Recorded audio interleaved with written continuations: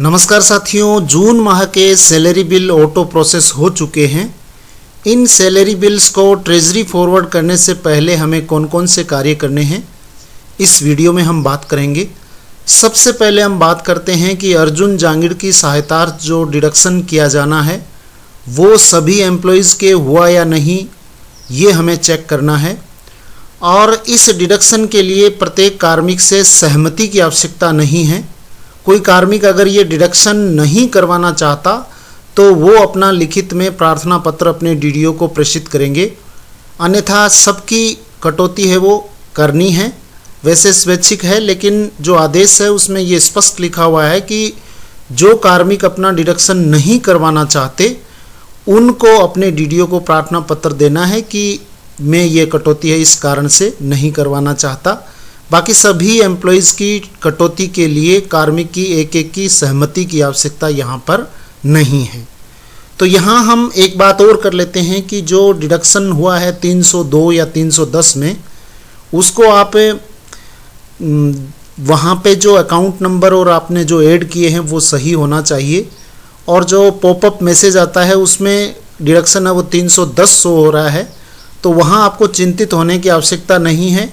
आप अभी चेक करेंगे कि यहाँ पे हम आए हैं ऑटो सैलरी प्रोसेस में, और ऑटो सैलरी प्रोसेस में फाइनेंशियल ईयर यहाँ पे 24-25 मंथ यहाँ पे सेलेक्ट कर लेंगे और उसके बाद में ग्रुप सेलेक्ट कर लेंगे।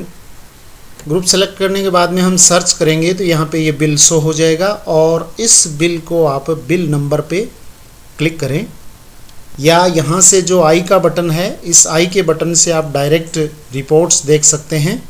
आई के बटन पर क्लिक करने पर आपको यहाँ पे bill inner report, bill outer report और शेड्यूल रिपोर्ट यहाँ पे शो हो जाएंगे। बिल इनर में ये आप चेक कर लेंगे कि अर्जुन जांगिड़ नाम से ये डिडक्शन आपको शो हो जाएगा। आउटर में भी आप देखेंगे तो आप पाएंगे कि आउटर में ये डिडक्शन शो नहीं होगा। इसके लिए आपको चिंतित होने की आवश्यकता नहीं है। जो भी ये कोऑपरेटिव डिडक्शन है ये आउटर में शो नहीं होता है। अब आप शेड्यूल चेक करेंगे, शेड्यूल में ये शो होना चाहिए।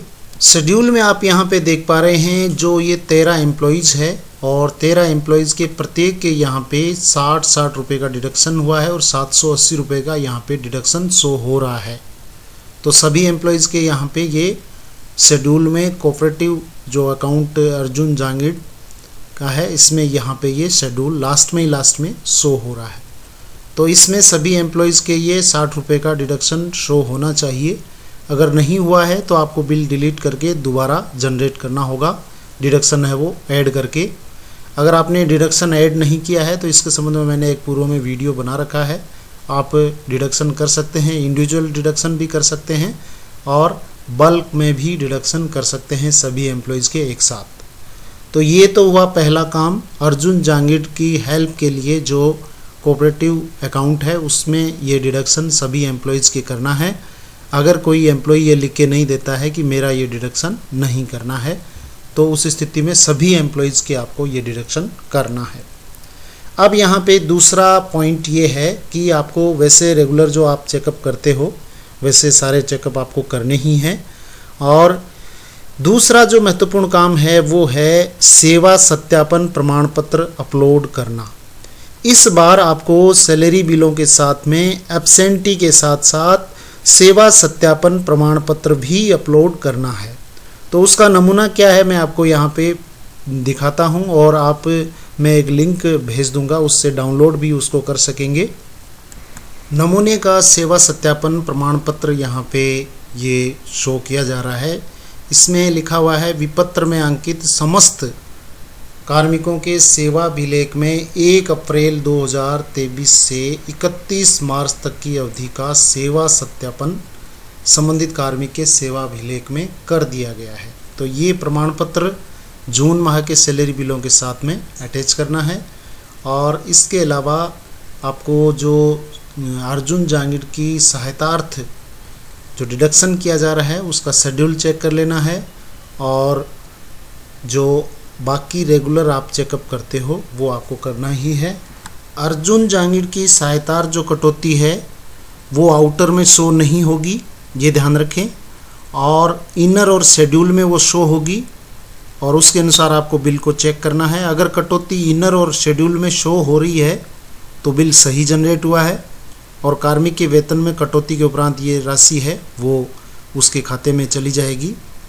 यदि डिपेंडेंट डिडक्शन की कटौती इनर और शेड्यूल में शो नहीं हुई है तो आपको बिल सही जनरेट करना होगा। इस बिल को डिलीट कीजिए और दोबारा से कटौती को सही करके और फिर से रेगुलर सैलरी मैनुअल से दोबारा बिल जनरेट करके आपको चेक करना है।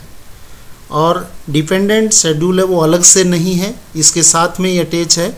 जो ऑल शेड्यूल्स है उसके साथ में जो लास्ट वाला शेड्यूल है वो डिपेंडेंट शेड्यूल है, 60 रुपये वाला भी हमने जो देखा था। और उसके बाद में आपको एब्सेंटी और ये सेवा सत्यापन प्रमाण पत्र ये दोनों अटैच करके OTP के माध्यम से इस बिल को फॉरवर्ड कर दें। बस ये जून माह के सैलरी बिल के लिए फॉरवर्ड करने के लिए प्रोसेस रहेगा। Thank you very much. जय हिंद, जय भारत।